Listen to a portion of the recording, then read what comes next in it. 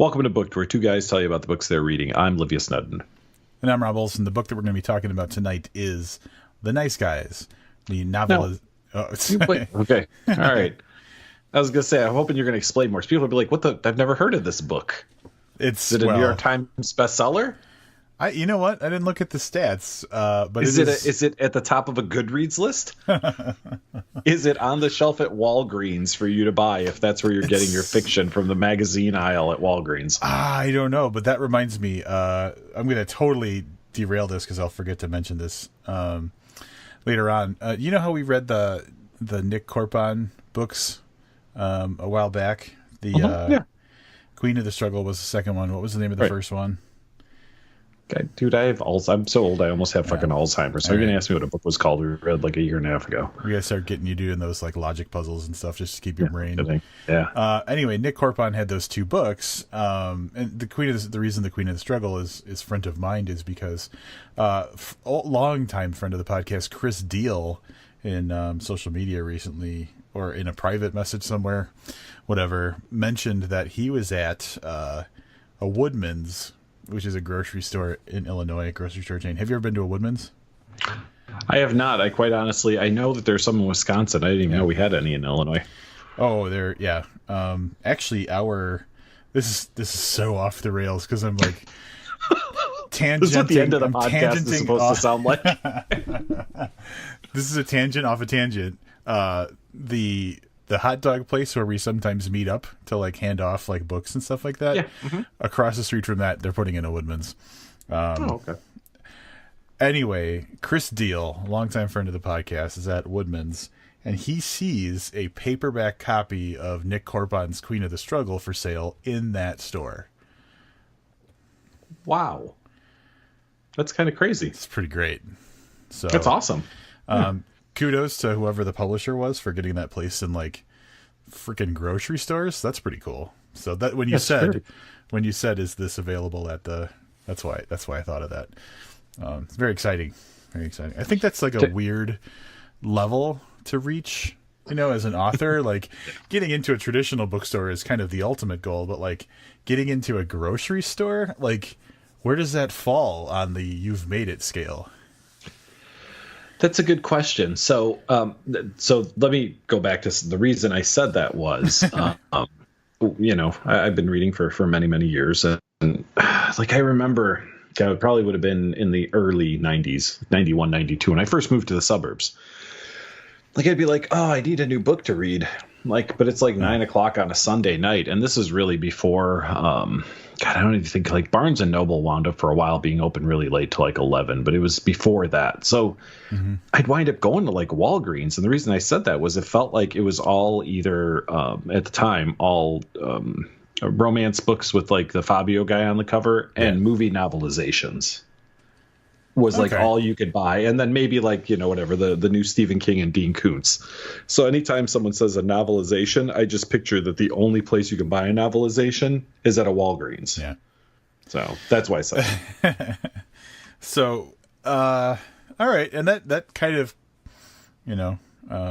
gracefully steers us back toward the beginning of the conversation, which is that we're reading The Nice Guys, which is a novelization of the Shane Black movie, The Nice Guys. And this novelization is written by Charles R. Day, who I'm not familiar with, but this is his very brief bio. He is the founder and editor of Hard Case Crime and the Edgar Award-winning author of the acclaimed novels Little Girl Lost and Songs of Innocence. What a great bio. Yeah. Wonderful bio. Yeah, Charles, nice job. Both of those titles sound familiar, and I don't know if it's because I've heard of the books or they just have like just clutch titles. You know what I'm saying? Yeah, I feel like Hard Case Crime is something I've heard before. Yeah. So that could be. It's all very like it's right at the surface, but nothing that yeah. All right, here's the synopsis for the book. I mean, I'm guessing, or is this where I have to ask because I don't know if this came from IMDb or from Amazon. Okay. Yeah, this is the from Amazon synopsis for the novel. Holland March is a private eye with a defective nose and a broken arm. Jackson Healy is the tough guy who put him in a cast. Not the two most likely men to team up to hunt for a missing girl or look into the suspicious death of a beautiful porn star or go up against the conspiracy of the rich and powerful that stretches from Detroit to D.C. Hell, they're not the most likely pair to team up to do anything. But there you go. And if they somehow survive this case, they might just find they like each other. But let's be honest, they probably won't survive it. Yeah, it's a pretty decent synopsis. Yeah, I have no issues at all with the synopsis. So we are going to talk about this as a story, and then kind of maybe talk about the difference. Not that there are many differences, but the differences experienced between reading the book and watching the movie. Yeah. Here's the setup.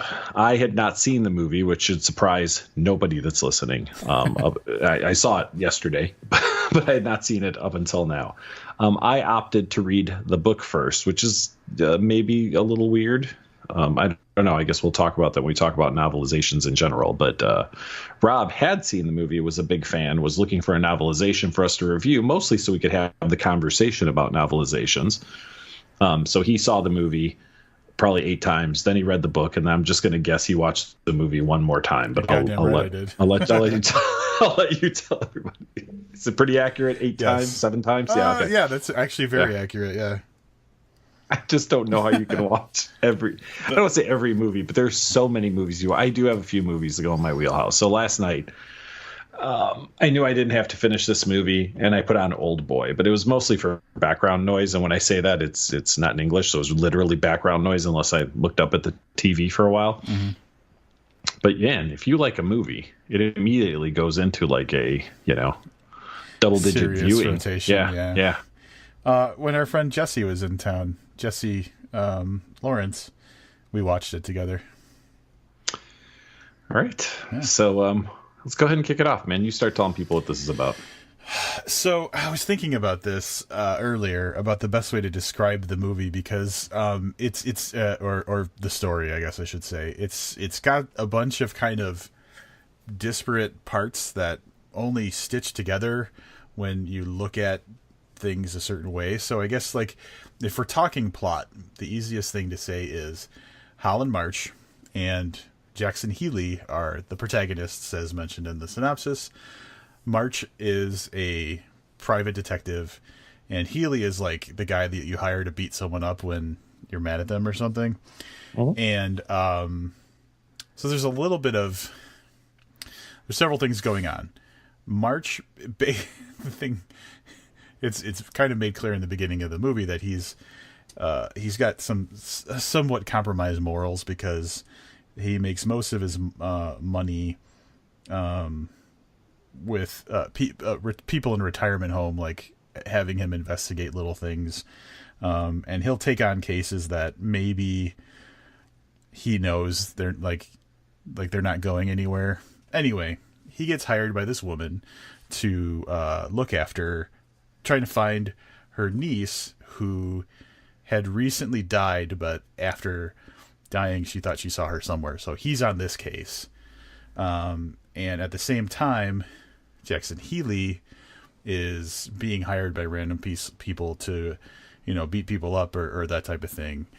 Where they intersect is in the process of trying to find the woman's niece, who is porn star Misty Mountains. He gets on the trail of this girl named Amelia.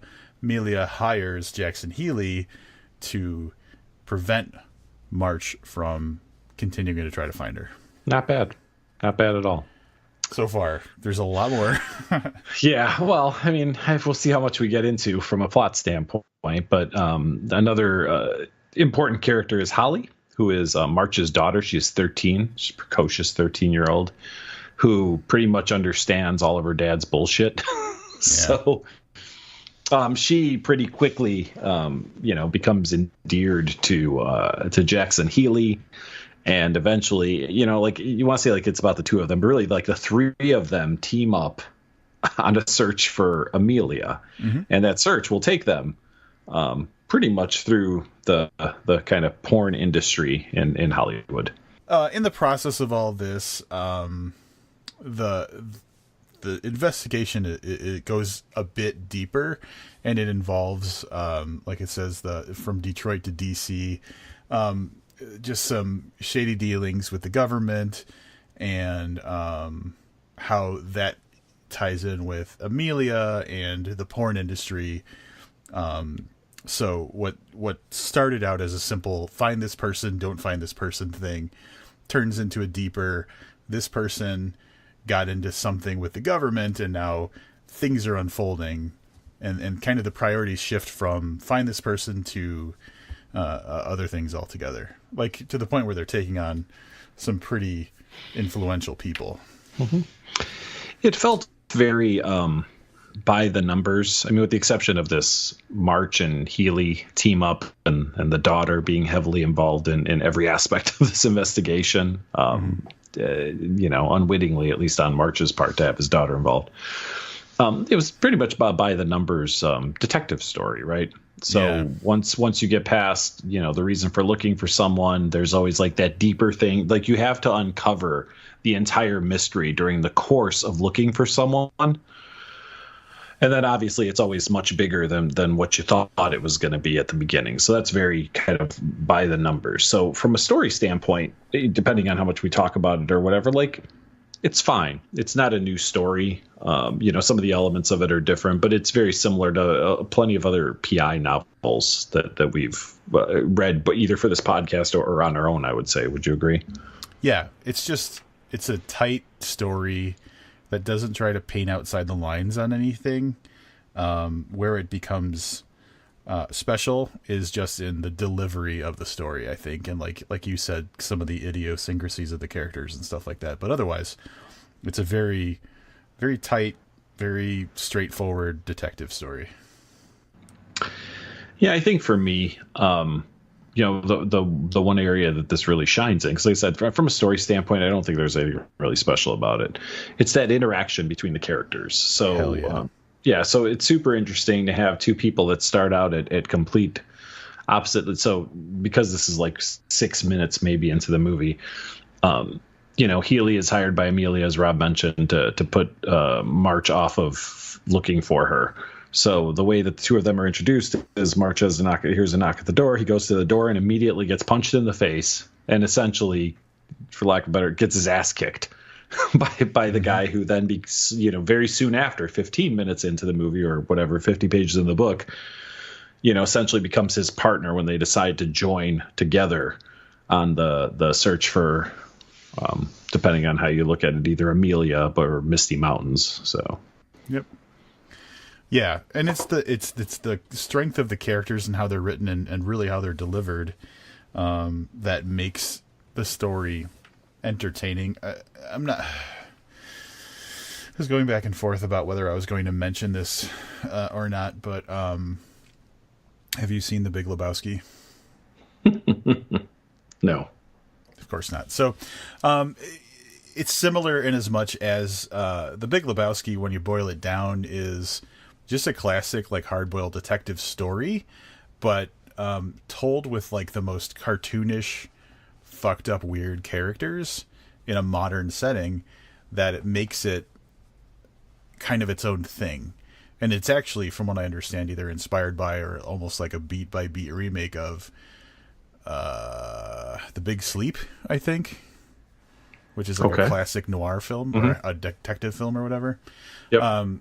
So this kind of does a similar thing where, like Livius was saying, very straightforward detective thing, but the unique part is the characters. And so I will be at points during this review kind of quoting from the book / movie. There are some just interesting characters, and even the characters that are very throwaway, because of the way the story is written, end up being like memorable. And the example I'm going to give is Chet, who is a self-described projectionalist, which I always would just say projectionist.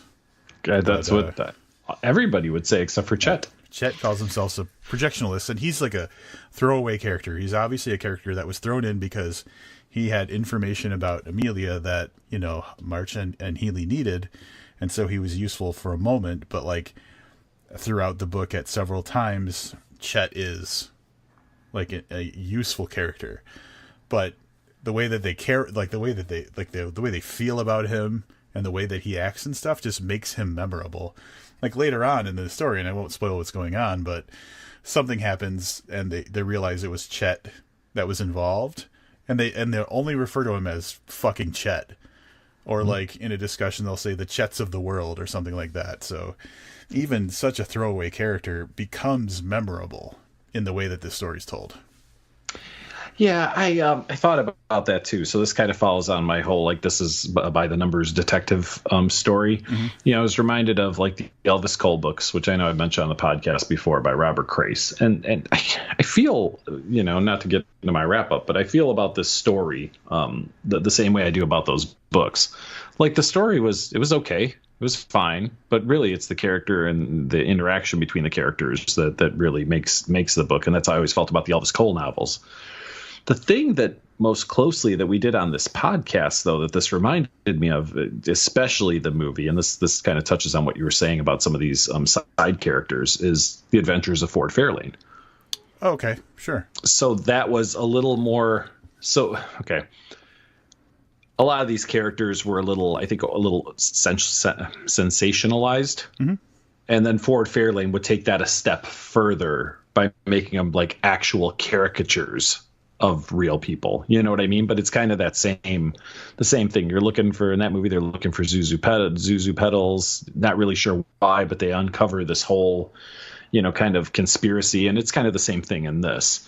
Only there are different levels. Like we could have seen, and I wish a movie would come to mind right now that's exactly like this, but it's the 100% straight-laced version. Mm-hmm. Then this would be like the mid-range, and then Ford Fairlane would be the like kind of out there version of the detective story. For sure. One thing, because we've been talking more like ambiguous about whether we're talking about the movie or the novel. I want to point out that the novelization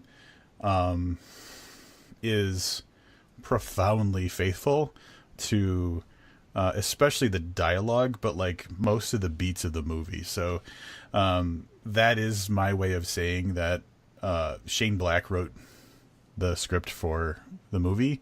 The novelization obviously adapted off of that. If you're a Shane Black fan and you like his type of humor, that carries through very clearly into the book. Yeah, there's only one scene that I can think of that was absent from the movie, and it's the very first scene. Maybe not the very first scene. It's when the Misty Mountains aunt, right? It's her aunt, right? Mm-hmm. Yeah. When she hires March is absent from the movie. Yeah. So it like the implication is that happened before the movie started from where we're seeing it. Mm-hmm. And in the book, there's an actual scene where he goes to see, or she comes to see him. I don't remember. Either way, they have a conversation about what happened. We find about it through discussions with other characters later when you're watching the movie. Yeah. And then there was another thing.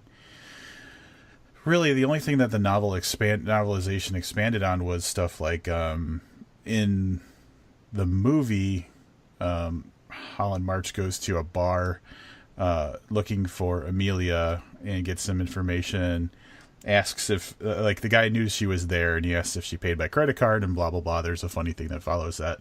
In the novelization, there's a scene before that scene where he's at a different bar discovering which bar he has to go to, and he's got that's true. And he's got kind of like a history with the bar owner. And so that's a little bit expanded on, but almost not at all. But otherwise, yeah, the novelization is practically beat for beat identical mm-hmm. with the movie. The one thing the novelization does do, which I found myself very appreciative of when then watching the movie, is expands on like every character's backstory. Yes. Down to... There are two throwaway characters in the climactic scene where like you know that they're brothers, and you get like just this like little 1 or 2 paragraphs that gives you a feeling that you understand more about the character, even though they're fully disposable characters who, you know, are completely disposed of pretty quickly. And I mean, they've literally got 40 seconds of on-screen time. Yep. But you get a little bit of backstory. And one of the things that I didn't feel the movie did like a good job of where and I don't know if it's important or not, but I knew this information because I read the novelization, is like Healy's struggles with alcohol. Yeah, it's only ever implied in the movie. Right. And I don't even know if it's implied as much as just like he just doesn't have a drink. You know what I mean? Like, and you get, so there's backstory, not just on him, but on March's wife who has died in a fire, you know, and it's really not mentioned very much at all. I mean, so the novelization really expands and for me gives more depth to the characters, which I enjoyed more than what I got in the movie. Yeah. And I think that goes to, because I saw the movie first and several times, for me, it's funny because reading the novelization, I was like, oh, I can see why this doesn't matter. Like in my mind, seeing that additional characterization after being very familiar with the movie, I was like, oh yeah, no one needs to know this. So it was like, so he was basically having the opposite reaction to what you had. And again, depending on how you saw him. So there's a very good chance that I just think that was all real wasteful if I'm reading the book after I knew the movie, but not knowing literally anything about the movie other than it's kind of like a buddy detective kind of movie. Yeah. You know, I'm taking it all in very seriously about these characters and their backstories and stuff. And I guess what it comes down to is kind of a little bit about that part about why novelizations. You're never going to find, all right, and I say you're not likely to find too many people that are going to say, well, I like the movie better than the book. But this is a little different. And we've done novelizations before, at least once. It's based on the script.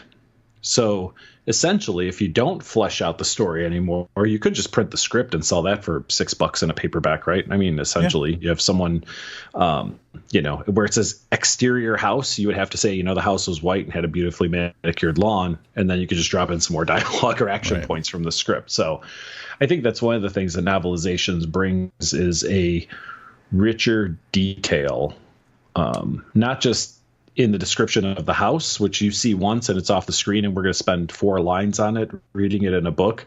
But that character backstory, I think, there's another thing too. Sorry, because this just occurred to me.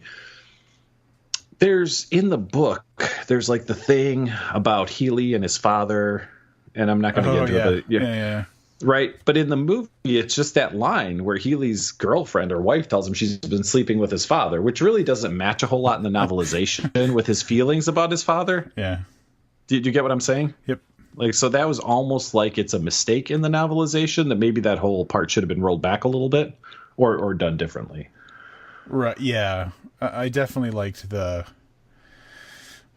that's the thing, because that's like the introduction. That's the whole introduction to Healy in the movie is he's reading that word a day calendar thing, and it's equanimity.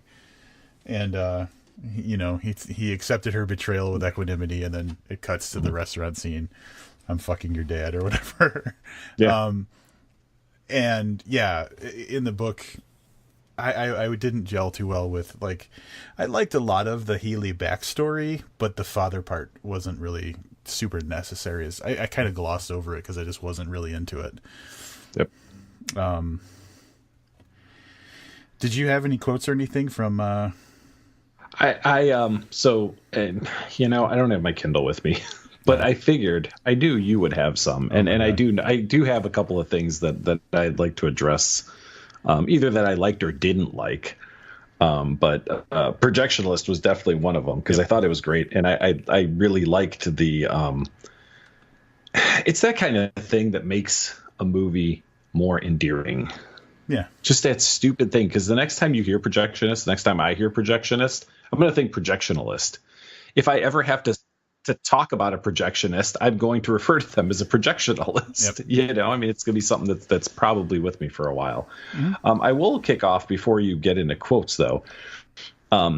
Jackson Healy lives above the Comedy Store, which is an actual place in L.A. Mm-hmm. And he actually cites in the book, at least, Mitzi, who is the owner and I guess founder of the Comedy Store, which I thought was a nice real life touch. Yeah. As far as, it's a real place. The outside of it, at least the sign they used outside, looked like the real sign. Mm-hmm. So it was, grounded in homage. reality like that. Yeah, if I ever am back in LA, which I really have no plans to be, the Comedy Store is one of the places I actually really want to go. So yeah, that's why it stuck out to me when I saw it. I was like, oh, hey, I want to go there. So, and especially with Healy's character being so like unfunny, like he's such a dour guy. He never tries to be funny. He's very straight. So the fact that he lives above a comedy place is actually kind of funny in itself. I agree. So one of the benefits of having watched the movie several times is like you pick up on the small things. And one of my absolute favorite parts of the movie, and I think it was brought up by Jesse Lawrence or a friend of the podcast, Misty, who are also obviously big fans of the movie because everything I care about, they care about as well. The and stuff thing that happens multiple times throughout. Did you catch that? I did. So like whenever Holly is talking and she ends a sentence with and stuff, or she says that, March will correct her. And so the example, they go to this party. There's like a porn party, and she sneaks in the trunk of his car. And as they're kind of arguing about her going away, she said, there are whores here and stuff. And he says, honey, don't say and stuff, just say there are whores here. And that is repeated, that gag a couple other times. And one time it's turned where someone is saying something to Holly, and reflexively she does the thing where she says, don't say and stuff, just say, and then the sentence. And that was like super endearing to me because I feel like that's very authentic. When you grow up in a situation where something is said or repeated or whatever, you naturally adapt that type of behavior. So to see her do her dad's thing with and stuff, I thought was fucking excellent writing. I mean, I'm going to go one step farther, and I'll quote the line. She's sitting with a porn star, and the porn star says about someone that Holly's inquiring about, oh, he was with this woman, blah, blah, but they were doing anal and stuff. And Holly looks at her and says, don't say anal and stuff, just say they were doing anal. So good. Yeah. Yeah, so it's a 13-year-old kid. There were some parts in there, though, with that kid, like things she shouldn't be. Like she's literally sitting there watching a porno movie with some guy and a porn starlet. And I was like, it's like pushing my comfort bounds around, a little bit. It was set in the 70s, so things are a little Listen, different. I lived in this. I wasn't 13 in the 70s, but I don't think it was actually okay for kids to watch porn then either. Another kind of similar dialogue thing that I thought was great was there's a couple. So in the beginning of the story, Holly has her 13th birthday at a bowling alley, and there's a couple of really great lines in the bowling. There's a lot of great stuff happens in the bowling alley because that was really like the turning point from kind of Act 1 to Act 2 is the bowling alley. And at one point, all the girls who are Holly's friends are all yelling over each other, and March is trying to get them to talk one at a time, and he says, Jesus Christ. And this one girl, Janet, says, you took the Lord's name in vain. And March says, no, I found it very useful, Janet. And it's fucking great. So good. I agree. And then Healy refers to Misty Mountains as a porno star, and March corrects him to say young lady, porno young lady. Mm-hmm. Like the problem was the word star, not porno. It's fucking great. Yeah, so good. My favorite scene in the book and in the movie, both of them, because I was really I really enjoyed the scene in the book, and I was like, there's no way this is going to be as good on screen as it is in my head, and I was completely wrong. Is the scene there's a scene in a projection room. Yeah. And yeah, there are multiple points in this, and I don't want to give it away, as a spoiler, but there's the thing. So at one point, March decides to look for something that isn't there. And I was like, oh, this is going to be such a letdown in the movie because I really, really loved it. And then that's immediately followed up by an intervention by Holly. That's also just, and they're really, really funny. for somebody who doesn't really care for like comedy movies. And I don't know how much I would consider this a comedy movie. But right. It's definitely a movie with some funny stuff in it. And I mean, and again, sensationalized. And we'll talk about that a little more too. But I will say that's my favorite scene is when they're in the projection room later on in the movie, start to finish. I love that scene. Yeah. Well, I mean, there's so many individual beats that are great. Like it's just one thing after another. Like how March interacts with the woman who's there, who we haven't mentioned before. Mm-hmm. Yeah. Tons of awesome stuff. So I guess overall, the impression I have of the story, which goes both for the movie and the novelization, is that it is built on the framework of a basic detective story. Is this really endearing story of a handful of fucked up people in a situation that nobody could have ever anticipated, and it's the quirkiness of the individual characters that makes it so entertaining. There's nothing really special about the story, like Livia said.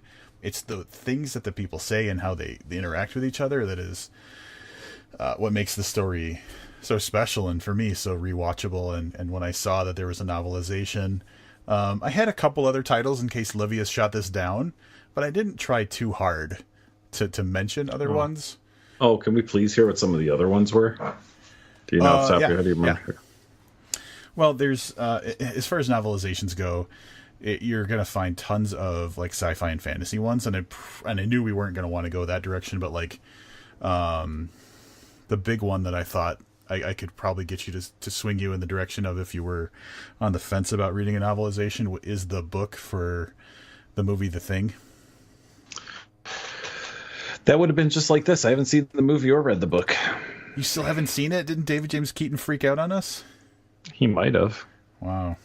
David James Keaton does not dictate what I watch on my television. Obviously. I just want to get that out there. So.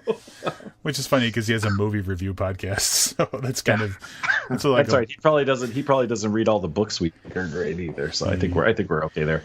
Yeah. I'm really glad we did it. Because novelizations, like I said, we did one previously for the Rob Zombie movie, and there are other reasons why we did that. We weren't burning to read a novelization, right? Like close ties to the author or whatever. I mean, so, and I know we did a little bit of comparing and contrasting there, and I think we both agreed that we liked the book better than the movie. I'm in the same boat here. And again, I think it's just that added depth. I also found... And to be fair, I think that these were all delivered fine in the movie, okay? But there are interactions they had that I found funnier when I read the book than I did the movie. So that scene that I talked about that I liked, I think was on even keel. Like was exactly, I enjoyed it exactly as much as I did in reading the book. And without getting into details or whatever, but like the Healy, like noticing the repetitive things that March does. So there's the scene, and Rob can cut part of this up, but so that scene, I don't know. It was funnier to me in the book, and I'm not saying there was anything wrong with the delivery. It was just one of those. Maybe it's because I already knew the joke, maybe I already knew the funny part, so it didn't land as well. So it's hard to say, but I still thought it was good in the movie. I didn't feel the same. I wasn't as endeared to it as I was in the book. And I did mark down, but there are a lot of things that when I saw them in the movie, I was asking myself, did I like that better in the book? And the answer was almost always yes. All right. Probably with the exception of the projection scene. I have two examples that I'm really interested to hear whether you liked the movie or book version better. Okay. So, and they won't spoil anything. The first example that I want to know is at the protest. All right. I didn't make a note to talk about the protest. The protest was also very well represented in the movie. Yeah. Yeah. So you think even keel on that one? Yeah. I think even to the book. And a great scene too, I might add. Fucking terrific. Hilarious. How about nobody wants to see your dick, dude? That conversation. Yeah, I didn't yeah. I don't know. I mean, I thought it was funny in the book, and in the movie, I don't really I remember seeing it, but I didn't really have a reaction to it in the movie. So I'm guessing I liked the book better. It's one but of it my wasn't favorite something. parts. But yeah, Because it's so like yeah. March is just letting the situation get away from him, and like the way that it comes off in the movie is fucking great. Yeah. I was impressed with the writing, Yeah. and for somebody who doesn't care for like standard comedy stuff, I found a lot of it very funny, which I enjoyed. And I mean, like I said, this is getting into wrap up territory, so I'm probably just going to push forward in that, and we can continue to talk about the movie. I it wasn't a great story, you know. It's not a good story. I mean, like that's like I can't recommend this based on the story, but what it was really entertaining. And I've said this before. There's a value in that. So I would never hand this book to somebody or give them the movie. And go, this is a great movie, man. I'd give someone this book or this movie and go, hey, read or watch this. You know what? It's a lot of fun. And I think that that's where it carried off. I had some like there were times where I thought it was a little too over the top. And again, there may be some clever editing here or whatever. But in the climactic scene, that movie can rolling and rolling and rolling, both in the book and the movie, were terrible. Like I couldn't embrace that part. Like it got so far away. And then there were some other things too that happened, like the really super coincidental things that happen. I just don't like those types of things in movies. But for the characters and for the entertainment value of the dialogue between the characters and stuff made it really enjoyable and really overcame a lot of like if we were reviewing this as a straight book without like if the characters weren't funny, if this was that J.K. Rowling detective book, it would get like 2 stars from me from a story standpoint. And for me, what the redemption was in the book and in the movie was the dialogue and the humor and a pretty interesting, how do I say this, like Shane Black, you said, is the guy who wrote the script, right? Yeah. He, his thoughts on what's actually good humor line up pretty well with mine, at least in this outing. I don't know if I've seen any other Shane Black movies that he's written or whatever, but at least in this one, the sense of humor really gelled well with mine. So, overall, I'm going to give him the same. No, I can't give him the same. I'm going to give the book 4.25 stars. I'm going to give the movie 4 stars. I was really nervous about where you would land on this whole thing altogether, because sometimes I get so like up my own ass about something that I can't like objectively think how someone else is going to, feel about it. And this is definitely one of those stories. So I'm happy that you gave it the rating you did. A little surprised. It was a lot of fun. And like I said, it's that balance. You know, when we talked about the Three Musketeers, right? And I go, that was great. That was a great story. That was written. That's great writing. It's whatever. And this is fun. You know, I mean, it's 2 different things, but my enjoyment level was similar. Yeah. You know, I mean, like how I personally enjoyed myself. So one was a little deeper. The other one was a little silly. But you know what? I had a good time reading both. So what I'm hearing is if we're on one of our conferences or something like that, and we're hanging out in the house one night and Nice Guys goes on, it's not going to be the worst thing in the world for you. I mean, I've already seen it, so I would look to see something else. But no, I listen better than some of the other things you guys watch on repeat. All right, that's fair. All right, I'm going to do a quick wrap up as well. Anybody who has been listening to anything we've said so far understands that I really enjoy the movie, and that's easily 5 stars for me. I think Shane Black, when he does this style of movie, fucking kills it. Similarly, there's a movie called Kiss Kiss Bang Bang that is like kind of a quintessential Shane Black movie, and also amazing. Even the other stuff he does, like the Lethal Weapon movies, have that kind of irreverence to them, even though they're more serious and more straight action. Did he write those? Yeah. Oh, wow. I actually have seen a lot of his movies. As I was asking you that, I was just loading up his IMDb page. Yeah. The dude is... and then the Predator movies, I don't know if he did all of them because there was all those weird, sequels and stuff, but the original and then the one that just came out recently are his. Iron Man 3 somehow was his. Anyway, really a big fan of his style, and especially for this movie.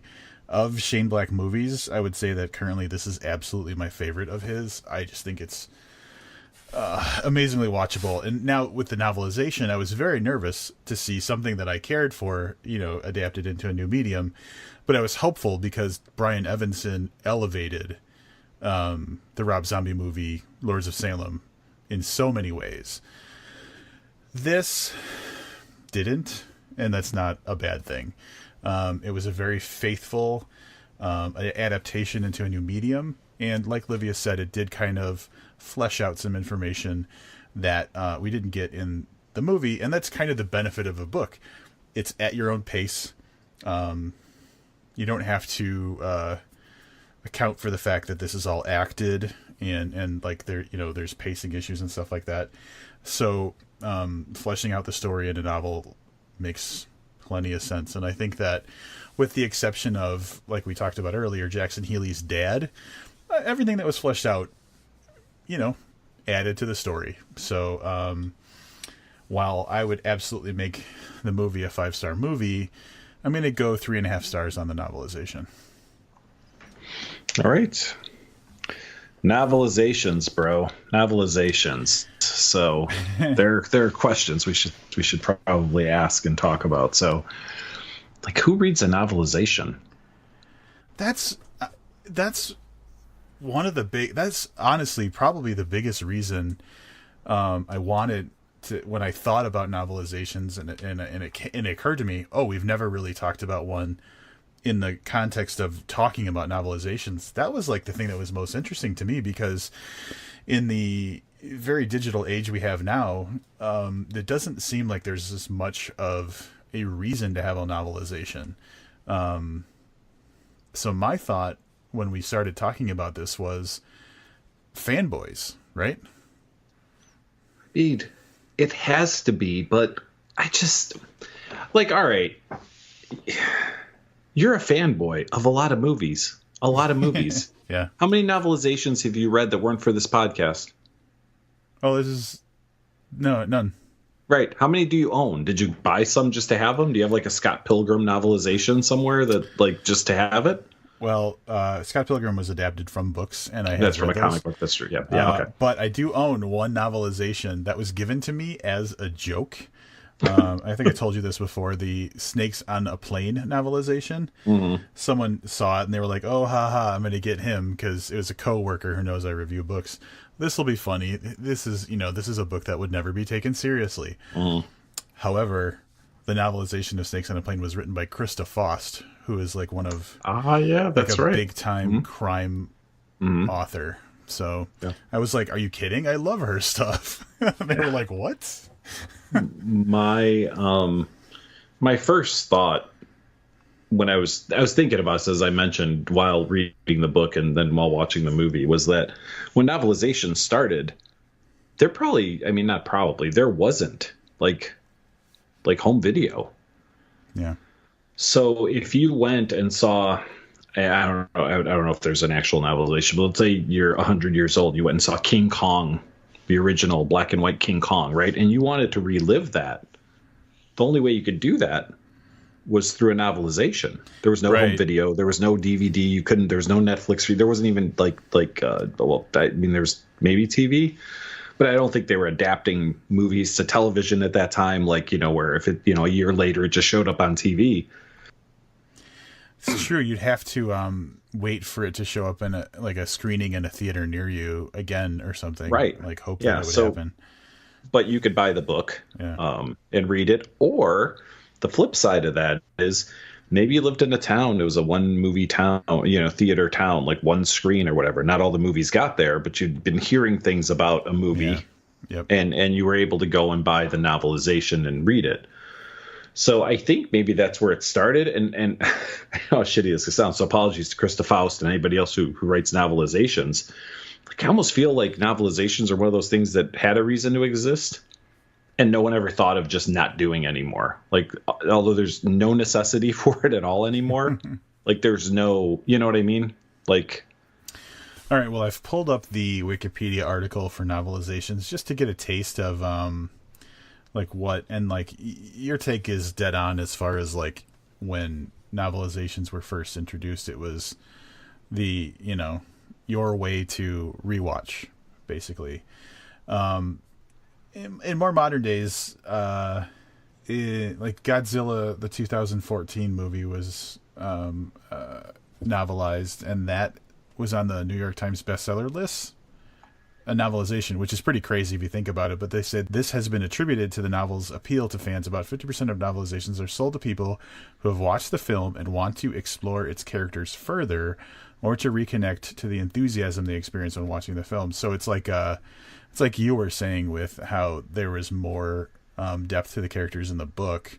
Mm-hmm. Like if you enjoyed the movie and you wanted to see what else there was to the story, that's what the novelization does for the modern audience, it sounds like.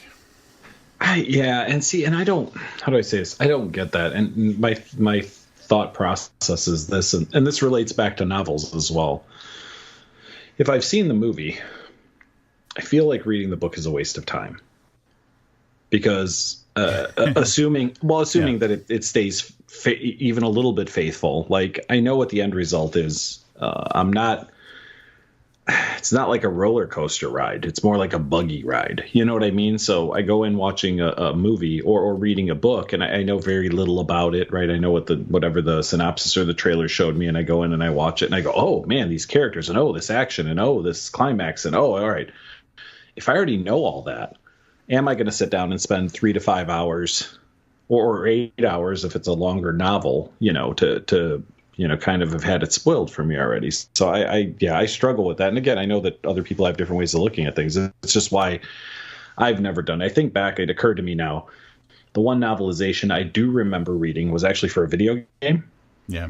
And this was a number of years ago, 10, 12, 15 years ago. I remember reading the Metal Gear Solid novelization, which was kind of cool because it took a video game that I played, but then gave me, which is a very story-rich video game already, but gave me that look at the story that maybe I didn't take a look at because I was inside the story playing it. Sure. So it's kind of, but that's the only other one that I remember really reading that was a novelization. That was of a video game, which I think is a little different than I just watched a movie. Now I'm going to read the book. So thinking of it from the publishing perspective, though, you've basically already got the story written.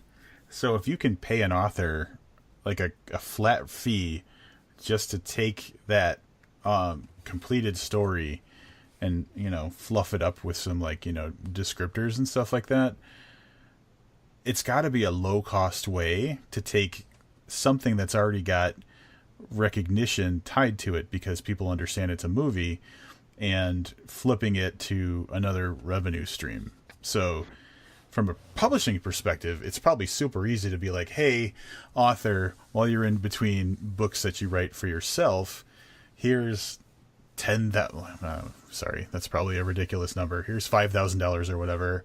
Adapt this screenplay into a novel and we'll sell 10,000 copies of it or whatever.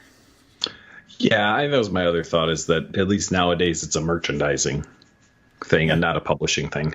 You know what I mean? So it's one more piece of advertising. Sure. So they're like, all right, so what can we do? Do we think a Holland March action figure will sell? And someone would be like, no, I don't really think we have that kind of appeal. And they're like, well, novelization, that's good for netting us $20,000. And you're like, oh, okay. You know what I mean? So I feel like it's not part of the art. And I'm not saying, obviously, the person who does the novelization, in this case, Charles Ardai, I think did a great job.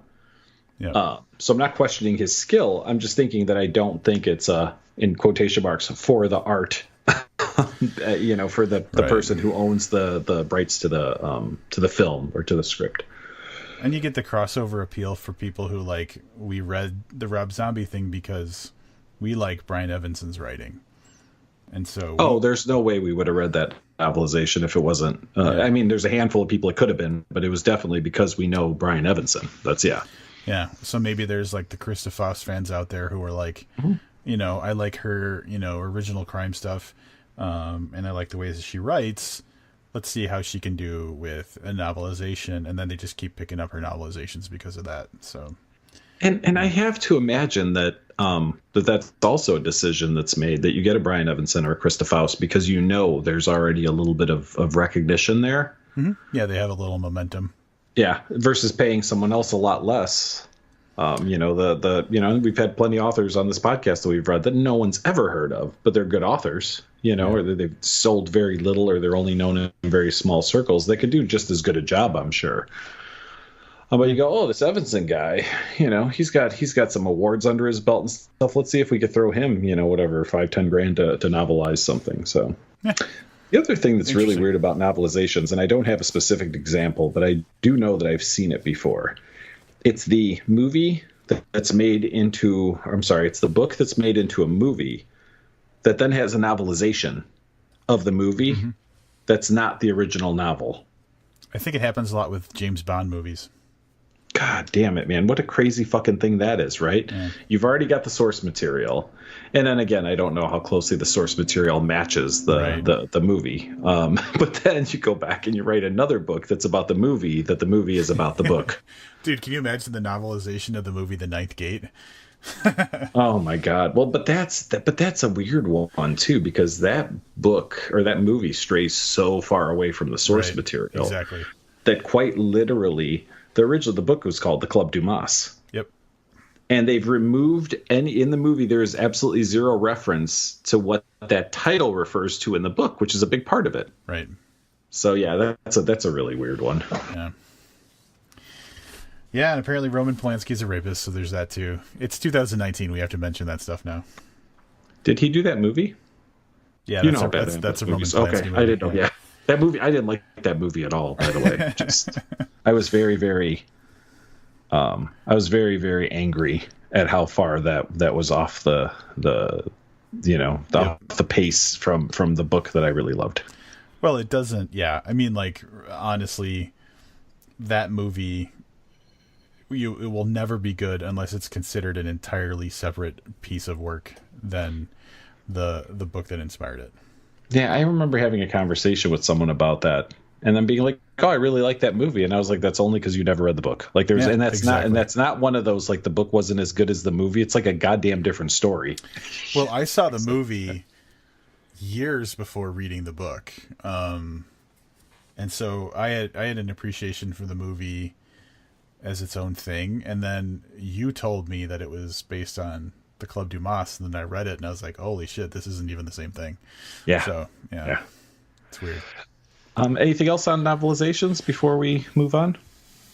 I don't think we're going to be doing novelizations as a regular feature. Although, that is very accurate. I guess the thing for me is, aside from your Walgreens anecdote, where do you get novelizations? How do you learn about them? Like, it has to be like a impulse buy rack in the store thing, because there's not a novelization section at Barnes and Noble, and there's hardly lists on Amazon, which is pretty weird because I tried really hard to find a good list of novelizations. So how do people, like, what if you're just a diehard novelization fan? What do you do? How do you find them? Oh, I'm sure there's a subreddit. Oh my God, I never thought of that. That's what I'm doing tonight. I seem to remember, and I don't spend any time, even when I'm at the airport, in the bookstores anymore, because I've really just gotten to the point where I like going into a bookstore once in a while, but being, almost 100% digital, I just don't even wander in. I used to remember seeing them at the airport too, and that might still be another place, which again is always an impulse buy, right? Like, nobody's plan is to go to the airport and then literally pay full price on the cover for something. Like, that's nobody's plan of action. That's something you do when you're stuck in the airport and you're like, oh, what am I going to do? Oh, look, there's a bookstore, or not even bookstores anymore. What's that company called that now have all the books? Like, there used to be dedicated bookstores in the airport, and now they're all part of hell. I don't remember what they're called, but it's that chain that only exists at airports. Oh, it's like something and something, or yeah, it'll come to me eventually. But yeah, the place where you pay $4 for a bottle of Diet Coke before you get on your plane, that place. So they've taken over the bookstore thing. Where when I was much younger, I remember there being bookstores. That's all they sold was books. Yeah. So anyway, but yeah, that's the other place I remember seeing. So yeah, definitely an impulse buy. And then there's some freaky weird, dark web group that just talks about novelizations somewhere. If the worst happens and this podcast stops going at some point, I'm just going to start a novelization podcast. Oh my God. It's weird. Like, for me, I think that you would say that I'm a book lover far more than a movie lover. Yeah. For you, I almost feel like it's the other way around. So I feel like a lot of novelizations would get shit on more often. if that's what you were doing. I see why you would say that. I think that I just obsess about the movies that really work for me. So, and that's possible. And I have movies that, and again, depending on the audience. Old boy. Well, yeah, but depending on the audience, I do know a couple of people that when I see a movie, like you may never hear about a movie I saw because I just know it's probably not your thing, but that I share that bond with a couple of people. There are movies that Jesse and I talk about that you and I never talk about. You know what I mean? Like, because I know that we have something in common in movies that we like. Yeah. So which brings me to really the only other thing, and the only reason we're talking about this is because I mentioned it on the last episode, and I don't want to be that guy that says, hey, we'll talk about this next time and then don't talk about it. And I'm pretty sure I know where you fall on this, but we both watched Under the Silver Lake, which came not as a recommendation from Jesse, but he'd asked if I saw it. And I said, no, I hadn't. But then I watched the trailer and I was like, all right, I'm going to watch this because this looks like a nerdier version of the movie Brick, which I do know we both like. Mm-hmm. So we both watched Under the Silver Lake about an hour apart, and then we never talked about it. So it didn't come up in discussion at all. So give me your take on the Under the Silver Lake movie. So it's really funny the way that the conversation has happened so far in this episode because it ties in. I was chatting casually with Jesse about the movie, mostly because he stays up way later at night than you do, Livius. And we're just kind of giving our general impression. So I'll do that first. My general impression of the movie was all right. It got real weird. But I liked a lot of the individual elements of the movie. But the feeling I got from the movie was, if I had to kind of liken it to another thing, like you said, it had a Brick feel to it when you saw a preview for it or whatever. Mm-hmm. For me, it was like a hipster California Ninth Gate. All right. I can see that. Based on the whole, like, there's like this guy catches a whiff of something bigger and it's on the periphery of his life. And like at some point becomes so dedicated to just seeing it through, like that kind of a thing. Yep. It's just unending plodding through whatever comes up against him, and kind of pushing him to extremes. And so that's the parallel I drew, is like it's like a hipster Ninth Gate. Yeah. Ultimately, I had the same feeling about this movie that I had about the Ninth Gate, so they at least have that in common. I see the trailer. I go, oh, this looks interesting. I'm gonna watch it. So I sit down, I watch it, and for the first 45 minutes, maybe even an hour, there's so many weird little things that go on, and I'm like, all right, this is gonna be some fucking genius shit when this all gets tied together at the end. Mm-hmm. And it never fucking happens. And it's not like there are a couple of things that are left undone. It's like a minuscule part of things that happen in that movie actually get wrapped up. It reminded me a little bit of 1Q84 in that way. Sure. Where I was like, well, what about that thing what about that super cool thing that happened? Like, we just never addressed, the whole, like, and, I don't think I'm giving anything away, but the Under the Silver Lake comic book. Yep. It is basically never, anything related to it is never addressed. Like, the story for people who are listening is there's like this kind of, I guess, like a hipster kid, I guess. I was going to say a weird kid, but he's not really that weird. Kind of plodding through his life, and he kind of briefly hooks up with a neighbor girl, and then he goes back to see her the next day, and she's gone. All the shit's moved out and whatever, and he winds up searching for her in a I don't want to say detective style, but kind of in a detective-y noir kind of style. Goes around, finds clues, goes around asking people about her and stuff. And through the course of the book, there's all these weird things that happen that either he's involved in or that happen around him that he's not involved in. Like, there's like the whole dog killer thing. Yeah. And I kept waiting for this movie. I think at one point I looked, on the little status bar, that tells you how much longer you have left. And I had the realization of, oh, there's no fucking way we're going to touch on all this stuff. And I got to the end and I was like, we didn't touch on any of this stuff. And the final result had nothing to do with any of the things that were leading us in the, like, you know what I mean? So that's where it was super, super disappointing for me. There were individual elements that I thought, oh, this is going to be really, really good. And it never materialized. Yeah, we reached a part in the movie where I was like, I have zero hope that anything will get resolved. Like, yeah. Yep. And it was probably halfway through. Yeah.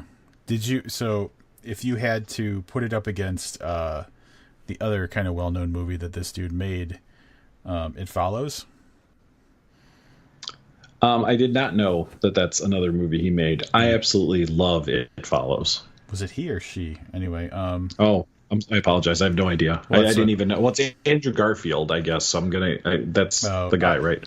So the writer-director's David Robert Mitchell. I didn't know if it was a woman or a man who made them. So, made It Follows, and then I'm sure other stuff, but this is the other one, Under the Silver Lake.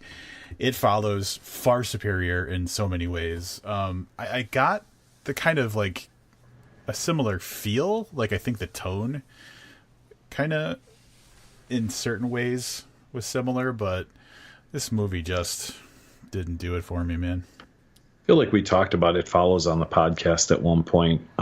There's a weird thing that happens in It Follows.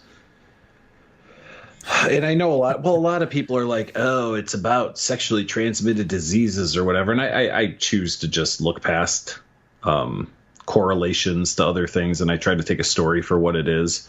But there's that weird shit that happens in that movie. Like, it clearly takes place in the now. Right. But all the cars are super old. Mm-hmm.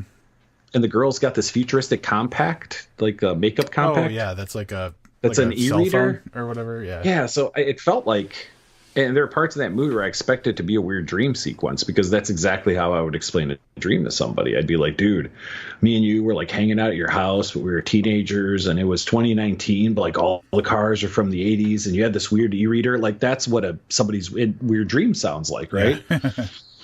So, but yeah, there's always been some. That was one of my favorite, for that year, for sure, my favorite horror movie, and probably for the subsequent 2 or 3 years after that. I mean, I really, really liked It Follows a lot. It's good. So, I don't remember if we talked about this or not. Are we good with Under the Silver Lake? Yeah. The other kind of recent movie that follows that, like, this is a follow-up movie, to a guy who made a notable movie recently, is Velvet Buzzsaw. I have not seen it. Mixed reviews on that one, though. From what really slow, right? Is it a really slow grind? That's one of the things I've seen said about it. I guess it depends. Like, it's not fast paced, but I thought it was like evenly paced. I never felt it was slow. But the other movie the person who made Velvet Buzzsaw also made Nightcrawler with Jake Gyllenhaal. Mm-hmm. Yep, I've seen that one, and I like that movie. I like Nightcrawler. That one drew some serious acclaim, and now everybody's thinking, oh, the Nightcrawler guy is making this weird horror art critic movie. This is going to be great, and so it's interesting to see the reaction. So that's another one that's like, a recent follow-up film. So I'd be interested to hear.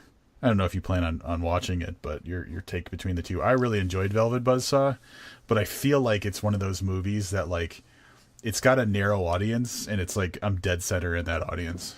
Yeah, I thought about watching it, then I saw the things about it being kind of a slow grind, and I don't do well with slow grind movies. Yeah. With one exception. You like the Jack Hammer movies? Yes. One exception. And I know this is one of those you love it or hate it movies, and now I can't remember the name, so I'm gonna Google Lost in Translation. And I've had people tell me they're really surprised that I like that movie. Talk about a slow grind movie. That's one, but I thought that one was the grind part of it was obviously very intentional, and I think it really kind of added overall to the feel of that movie. But other than that, I can't think of another movie that's super slow that I actually enjoyed. Ninth Gate. Just kidding. God damn it. Johnny Depp. That may have been the beginning of the end for Johnny Depp as far as his film career went, too, if you think about it. Well, I mean, the Pirates of the Caribbean movies would be the obvious. Well, yeah, well, I was going to say, but I consider that for sure the death of, like, that's when he went into doing, basically Disney movies. Right. Big Like, budget. you know what I mean? Yeah, like all his critical stuff was way behind him. No more Crybaby. No more Crybaby. You know what I did stumble on last night on cable and wound up watching the last probably almost half of Tombstone. Hell yeah, dude. Has an actor ever been better in a role ever than Val Kilmer was in Tombstone?